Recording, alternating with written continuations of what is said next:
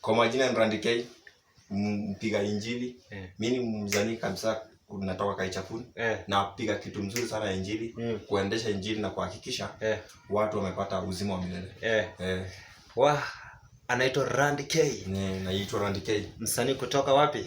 Mzanii kutoka Kaichakuni. Kaichakuni. Chipukizi. Chipukizi. Kaichakuni.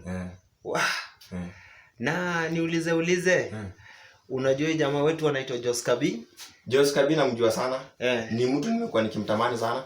Anapiga muziki mzuri na muziki za injili. Na bila wifu ama bila nini, by the way mzee anapiga muziki. Wow.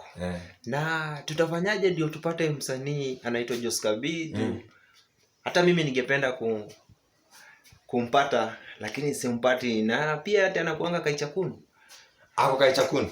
Lakini upatikana Kaichakuni maeneo ya Gatero na ni Laikipia County ndio utampata. Na pia unasampata mtandaoni kama Josca B YouTube. Subscribe pale na watampata. Na niulize, unajua wimbo wa Josca B kaa ngapi hivi, ama unaweza nipigia kamoja? Ndio pia mimi nisikia kama wewe ni msanii wa Kaichakuni. Wimbo wake ni Yesu ni ngao yangu. Yesu ni ngao yangu.